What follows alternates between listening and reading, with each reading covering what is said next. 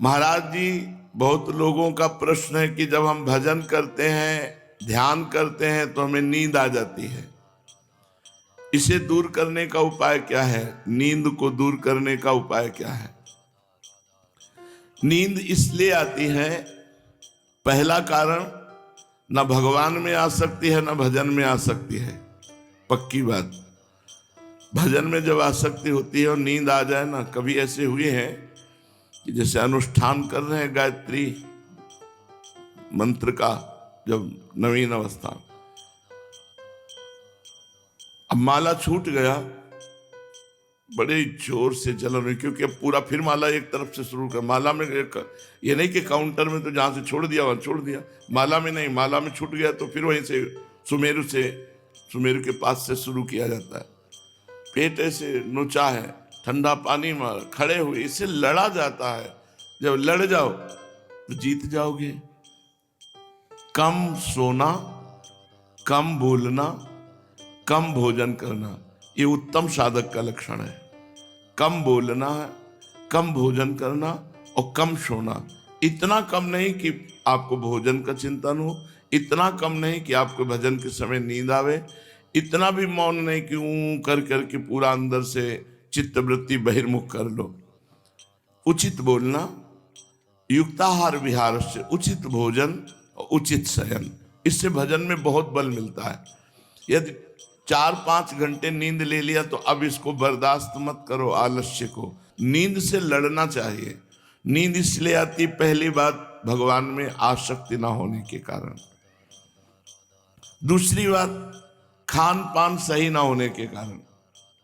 अगर आपका तमोगुणी रजोगुणी भोजन है तो कितने लोग आलसी हैं, जमवाते ही रहते हैं। 8-8 घंटा सोने के बाद फिर भी आंखें नशे में नींद के रहती है। सोना कितना उचित यार, सो लो, काहे को जिंदगी बर्बाद कर रहे हो? बर्बाद करना है सोने का समय, वो सोना नहीं है, वो जिंदगी को बर्बाद करना। व्यर्थ में पड़े समय बर्बाद। अरे उस समय भगवान नाम कीर्तन करो, गोपाल शास्त्र नाम का पाठ करो, चतुराशी जी का पाठ करो, तो आपके अंदर दिव्यता आएगी। ऐसे पड़े पड़े जीवन खराब कर रहे हो। इसके लिए उपाय हैं कुछ। पहला उपाय, जब आप जप और ध्यान करें उस समय कठोर आसन होना चाहिए, सिद्धासन या पद्मासन। अब आसन में बैठना ही किसी को पसंद नहीं। एक तरफ आसन लगाओ, एक तरफ कुर्सी, तो कुर्सी में बैठना पसंद करेंगे। रजोगुण बढ़ गया है, संयम है नहीं। एक साधक आए थे, उन्होंने कहा जब मैं ध्यान करता हूं तो मेरे आज्ञा चक्र में दर्द होता है। उनका ब्रह्मचर्य की कमी। सीधे बात है, जब आप ध्यान एकाग्रता करेंगे तो आपके अंदर अगर ब्रह्मचर्य की कमी है तो मस्तक में आज्ञा चक्र में दर्द होने लगेगा, और नहीं है तो गुदगुदाहट होने लगेगी, आनंद आने लगेगा और साय मचने लगेगा, एकदम आनंद, जैसे एक नशा चढ़ रहा हो। जब ध्यान या जप करें तो कठोर आसन लगाओ पद्मासन। नींद आ जाए तो हमें बता देना, नींद आ जाए तो हमें बता देना। जितने नींद के साधन सब आपको दे दिए जाए, लेकिन पद्मासन ना हटाना, और नींद आ जाए तो बताना। सिद्धासन, पद्मासन, वीरासन, फिर आखिरी बात है सुखासन। कुछ लोग कहते हैं कि हमें तो शवासन में बढ़िया भजन होता। शवासन में तो सीधा लेट के, अगर 5 मिनट से ज्यादा तुम चेतना में रहो तो हमें बता दो। जहां आराम से ओढ़ के शवासन में तो फिर करवट बदल जाएगी, आराम से सो गए, बढ़िया भजन हो गया। ऐसे भजन थोड़ी होता है। शवासन तो सीधा शवासन, 1 सेकंड के लिए भी नींद नहीं आएगी, सीधा। और मंत्राकार वृत्ति तो नींद नहीं आएगी। अब अभ्यास तो किए नहीं है, बोले शवासन बढ़िया, सोवत पांव पसार वाला। तो नींद से लड़ने के लिए जब आपका जप शुरू हो और आपको नींद आने लगे तो खड़े हो जाओ। खड़े होने में भी, चलते चलते भी नींद आने लगती, चलते चलते भी। एक साधक तो बहुत जिद्दी स्वभाव के थे, तो नींद परेशान करती थी, तो कगार में बैठ गए गंगा जी की, ऐसे नींद का झटका आएगा तो नीचे एकदम पानी में, पूरी चेतना रही कि खोपड़ी के बल चले जाओगे कगार में, और कगार में बैठ गए कि अगर झटका आया तो गंगा जी में जाएंगे, अपने आप ठीक हो जाएगा। चेतना लाने के लिए, निद्रा दूर करने के लिए थोड़ा कठोरता का व्यवहार। अगर इतने पर भी नींद ना हटे तो फिर नाम कीर्तन करना चाहिए, गुण कीर्तन करना, पद गाने लगो, लेकिन नींद को बर्दाश्त मत करो। चलो जब नहीं हो रहा इस समय तो हम पद गायन करेंगे, कीर्तन करेंगे। दूसरा, अपने इष्ट देव के चित्र को अपने पास रखो और बार बार उसे ये बहुत लाभदायक होता है नवीन साधक के लिए। फिर तो नेत्रों में ही बस जाते हैं, चित्र रखने की जरूरत नहीं पड़ती। बार बार देखो, छवि रख ली राधा वल्लभ लाल की, बार बार नख सिख तक देख रहे, मंत्र जप रहे हैं। तीसरी बात, रो भगवान से कि प्रभु मुझे नींद बहुत सता रही, कृपा करो भजन में प्रीति हो जाए। भगवान से रोगे तो सतोगुण आ जाएगा, रजोगुण तमोगुण हटेगा, नींद खत्म हो जाएगी। तमोगुण से ही निद्रा प्रमाद स्थिति आती है। चौथा, 2-4 साधक एक साथ बैठकर भजन करो और 1-2 आपस में कह दो कि अगर हमें नींद आवे तो हमारे चुटकी काट देना, हमारे ऊपर जल डाल देना। एक दूसरे को ऐसा, और एक दूसरे का भय। 4-5 साधक मिलकर भजन करो जिससे नींद ना आवे। और बड़ी खास बात है कि जब हम झुक कर बैठते हैं तो सुषुम्ना नाड़ी बंद हो जाती है। उससे प्रमाद, नींद, गलत चिंतन, मनोराज्य ये होने की संभावना है। ये जैसे ऐसे बैठे हैं, झुक के बैठे, मेरुदंड झुका दी तो सुषुम्ना नाड़ी बंद हो गई, अब सही चिंतन का गुंजाइश नहीं रहा।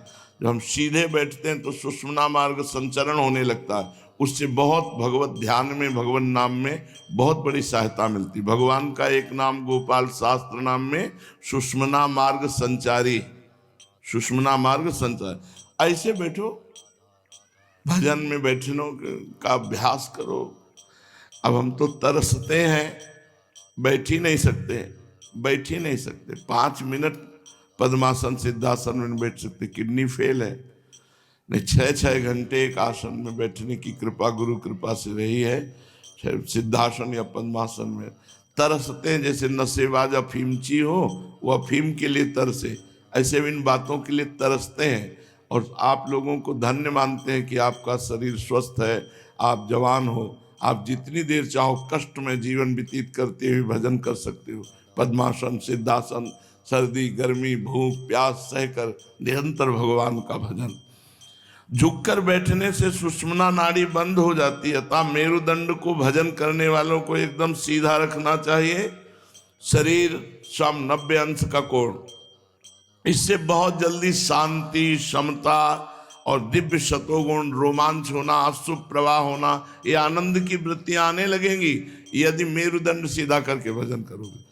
कोई बिरला ही मेरुदंड सीधा करके बैठेगा, ये सब उसे झुका के बैठेंगे। बड़ा आनंद आता है। अब वो विषय आनंद में लगी हुई बुद्धि भगवदानंद की तरफ बढ़ना नहीं चाहती। नहीं, जवान हो, ब्रह्मचारी हो, 2-4 घंटे आसन में बैठना सीखो। देखो अभी साय मचेगा दिमाग में, साय मंत्र की एकदम साय बंधती है। कुछ समय तो ऐसा मंत्र चला जैसे राउंड राउंड राउंड, एकदम अद्भुत आनंद घूम रहा है मंत्र, अद्भुत सुख लगो तो आंतरिक सुख लगो। अभी इंद्रियां बहिर्मुख है, अंतर्मुख नहीं, इसलिए नींद आ जाती है। रात्रि भर में 10-5 बार तो बैठते ही होंगे,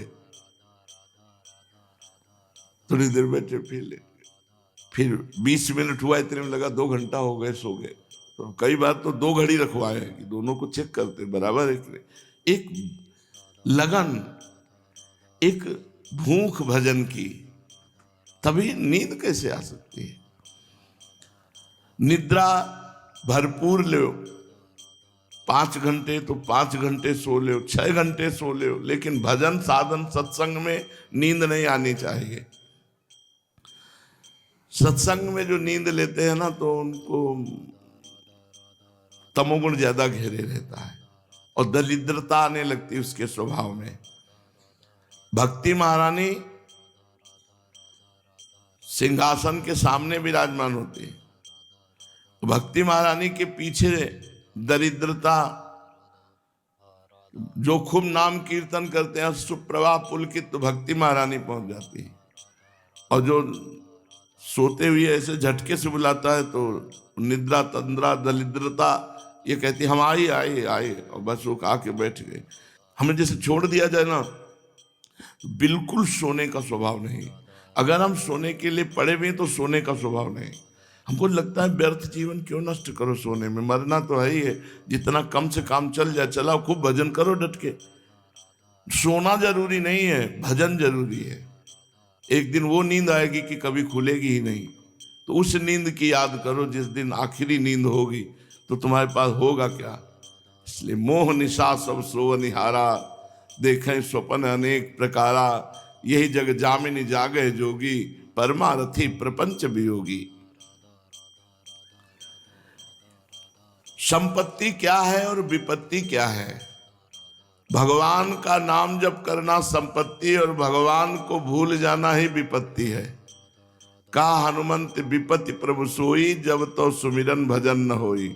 विपत्ति वही जब भगवान का सुमिरन भजन नहीं हो रहा, संपत्ति वही जिसके पास नाम रूपी धन है। कबीरा सब जग निर्धना, धनवंता नहीं कोई, धनवंता सोई जानिए, जाके राम नाम धन होए। भजन में किन बातों की सावधानी रखनी चाहिए, भजन के विघ्न क्या हैं। पहला सबसे बड़ा भजन का विघ्न है भजन ना करने वाले पुरुषों का, जनों का, स्त्रियों का संग करना। जो भोगी पुरुष है, भजन से बिल्कुल दूर है, ऐसे पुरुषों का संग नहीं करना चाहिए। चाहे वो रिश्तेदार नातेदार कोई भी हो, आओ खाओ पियो बात करो चलो, हमारा संबंध नहीं, हमारा आंतरिक उनसे लगाव नहीं होना चाहिए, नहीं भजन में विघ्न पड़ जाएगा। दूसरा, अधिक बोलना भजन में विघ्न है। जब मानसिक जब प्रारंभ होता है तो बोलने की इच्छा नहीं होती, क्योंकि वो क्रम से चल रहा है मंत्र। वो बार बार आपसे बात करना चाहता है और आप बार बार उपेक्षा कर देते हैं, ये भजनानंद। अंदर से निकलना नहीं चाहता। भजन महलते निक्षत नाही, कामर क्रोध गए रसातल भागे। जो रात दिन भजन महल में रहते हैं, काम क्रोध लोभ ये सब रसातल भाग गए, उसके हृदय में कहीं विक्षेप नहीं देते। भजन से विमुख पुरुषों का संग करना और अधिक बोलना, और तीसरा विषय भोगों की इच्छा रखना, नवीन नवीन भोगों को भोगने की इच्छा रखना कामना, और भोगे हुए भोग को भोगने की इच्छा का नाम तृष्णा। ये 20 बहुत सुंदर सूत्र हैं। अगर ये 20 सूत्र जीवन में हो तो भजन कभी विघ्न को प्राप्त ही नहीं होगा। पहला, विषयी पुरुषों का त्याग। दूसरा, भजन में किंचन मात्र भी रुकाव ना आए, इसलिए हम थोड़ा अपनी वाणी को शासन में रखें, कम बोलना। बोलने से बहुत अपराध बनते हैं, निंदा स्तुति और प्रपंच, और भजन में बाधा पड़ती है। तीसरा, विषय भोगों की, नवीन भोगों की या भोगे हुए भोगों की पुनः भोगने की इच्छा ना होना, इच्छा आवे भी तो मत भोगो। चौथा, अधिक निद्रा। ये भजन का विघ्न है, अधिक निद्रा। आ कैसे जाती है नींद, कैसे नींद आ जाती है। यदि भजन में रुचि तो नींद कैसे आ सकती है। एक क्षण भी भजन छूटे ना, जब ऐसी लगन है तो कैसे नींद आएगी। रात्रि में सोते समय ये उत्साह रहता है कि कम सो करके खूब भजन किया जाए। आप खाली बैठे फिर भी भजन नहीं हो रहा, वहां कार्यरत हैं फिर भी भजन नहीं छूट रहा। भजन का अभ्यास करो। अधिक निद्रा, और पांचवा है अधिक भोजन। जिस दिन से भजन की लगन लग जाएगी उस दिन से भोजन की लगन छूट जाएगी। उचित भोजन चाहिए, उचित भोजन। भगवान ने ऐसी परिस्थिति पीछे रखे कि उचित अनुचित का कोई सवाल ही नहीं था, कहीं कहीं दिन नहीं मिलता। सैनपुर में रहे ना, बहुत दिव्य स्थान है, बहुत दिव्य, बड़े बड़े वृक्ष सैकड़ों वर्ष पुराने, 90 बीघा का जंगल ही जंगल है। गंगा जी बिल्कुल ऐसे ऐसे आश्रम के नीचे कच्चा घाट, दिव्य कुआं का जल, गंगा जल, और 2 रोटी 24 घंटे में मिलती थी। 2 रोटी और इतनी अरहर की दाल, कुछ था ही नहीं वहां तो, जंगली आश्रम, ना कोई गंगा नहाने जा रहा है, घाट तो था नहीं, ना कोई वहां गाड़ी मोटर ये सब जा सकती है, बिल्कुल जंगल। क्या आनंद भजन का। 24 घंटे में जब 2 रोटी और दाल मिलती तो अमृत जैसे लगते। पालो गंगा जल से अभिषेक, स्नान, जलपान, बड़ा आनंदमय जीवन। गंगा शब्द आते ही एकदम जैसे कोई आशिक न दीवाना हो जाए, ऐसे हमारी आसक्ति गंगा जी के पावन तट पर। वही बार बार, कोई दिन ऐसा नहीं जाता होगा जिस दिन दंडवत न करते हो रेणुका में लौटकर गंगा जी की तरफ, क्योंकि गंगा जी का ही पालन पोषण किया हुआ जीवन है। उन्हीं के जल से स्नान, उन्हीं के जल का पान, उन्हीं के तट पर बैठ कर के निरंतर भगवत स्मरण की वृत्ति। तो गंगा जी तो अधिक भोजन भी बहुत बाधक है, अधिक भोजन नहीं पाना चाहिए। काहे को व्यर्थ में आते बढ़ा रहे हो। 24 घंटे में 400 ग्राम अन्न से पूरे शरीर का स्वस्थ कार्य हो सकता है, तो 800 ग्राम डाल लो, 400 दोपहर के, 400 शाम के, तो अब इससे ज्यादा कहाँ। 2.5 3 किलो एक बार में, 400 ग्राम कौन बात करता है। 400 ग्राम में रुकते हैं, फिर भजन कहाँ होगा। भजन नहीं होने वाला, चेहरे में तेज आएगा नहीं आएगा। अल्पाहार, संयम, थोड़ी निद्रा, रात दिन भजन, अभी आनंद आ जाए। 6वां है हंसी मजाक करना। कैसे हंसी मजाक सुहाती है।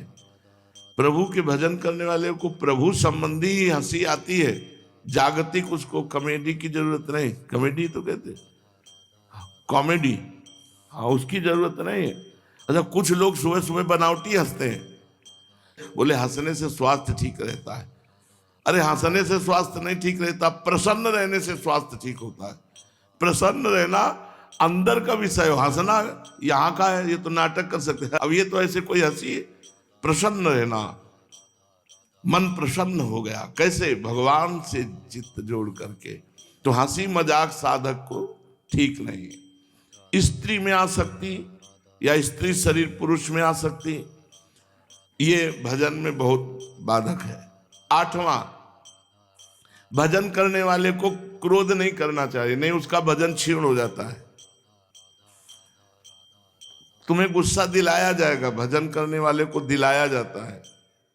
अगल बगल वाले कमरा का ही विरोधी कर दिया जाएगा। माया ज्यादा दूर नहीं, पड़ोस वाले कमरे वाला ही तुम्हारा विरोधी हो जाएगा, तुम्हें गुस्सा दिलाए। जब तुम भजन में बैठोगे तब वो बातचीत करेगा, टीवी खोल देगा, कुछ भी। आपको उस समय गंभीर रहना, अपने भजन को संभालना है, उससे जाके नहीं लड़ना है। तेरे भजन की परिपक्वता के लिए तो भगवान ने बाहर बैठाल के प्रपंच शुरू करवाया है। तेरा भजन इतना परिपक्व होना चाहिए कि बाहर प्रपंच हो रहा है तो भजन में डूबा हुआ है। अब जा करके भजन छोड़ के मार गुस्सा होके पूरा अंतःकरण मलिन करके उसके ऊपर टूट पड़े, फिर आओ लौट के करो भजन, हमें बताओ कैसा भजन हो रहा है। और जब ज्यादा विक्षेप पड़ता है साधक को तो रोने लगता है, ये उसकी रहनी है।